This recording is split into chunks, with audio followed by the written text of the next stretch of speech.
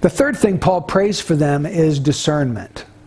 He says, in real knowledge and all discernment, so that you may approve the things that are excellent.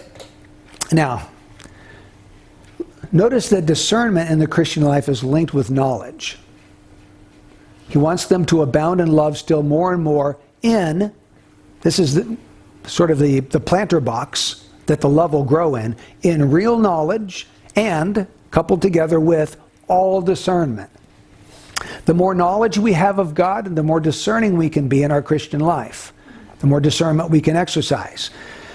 But what did Paul exactly mean by discernment? He prayed that they would have all discernment. I think he answers that in the very next phrase.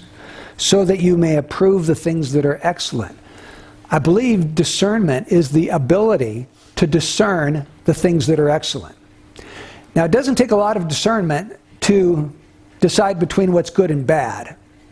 Even an unbeliever can usually tell the difference between what's good and what's bad. But it does take discernment for a Christian to be able to choose what is excellent over what is good, or what is best over what is good. Sometimes that's not so easy. So discernment is being able to approve of and make conscious choices about what is excellent in your life. There may be a lot of things in the Christian life that are not exactly sin. You might just look at them as being neutral things. But a discernment would be the ability to approve the things that are excellent, not just the things that are neutral. Let me try to give you a couple of examples. You maybe have the option of binging on TV or Netflix or YouTube videos or something like that.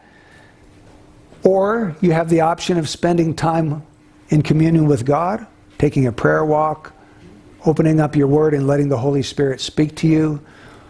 Maybe it's going out intentionally to spread the gospel to other people, meeting with a Christian friend to have Christian fellowship. So, presented with two different options, do you have the discernment to choose that which is excellent over that which is okay? So that's discernment. Or let's talk about the option of spending your Sunday on the lake or at the beach, or gathering with God's people to worship together and to edify one another. What's the excellent choice there?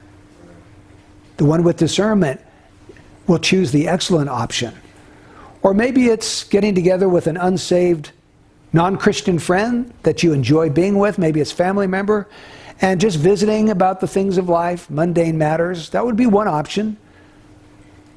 But perhaps if we exercised real discernment, we would pray about and look for an opportunity to discuss deeper matters, matters of the soul, sharing Christ and maybe something of your testimony of what the Lord has done in your life. That would be even a more excellent option than the first.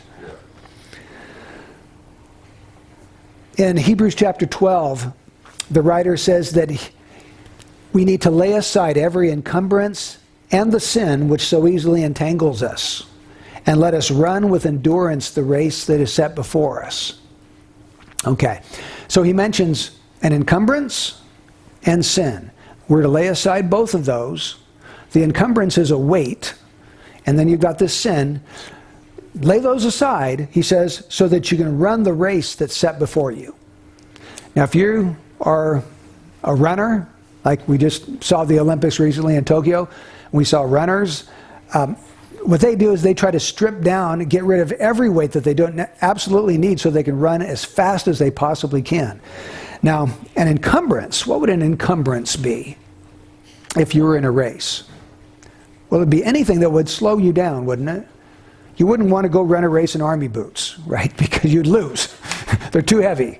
So you want to get those off and get some really light, good sneakers on that you can run fast in. So anything that's weighing you down, get rid of it so that you can finish the race. You can do as well as you possibly can in the race. And every one of us is running a race. We call it the Christian life. We've got sins, and of course we need to get rid of the sin in our life. But even the encumbrances that are keeping us from the excellent things, the best things in our Christian life. If you find that something is stripping you so that you're not pursuing the excellent and best things, that's an encumbrance that we need to lay aside as well.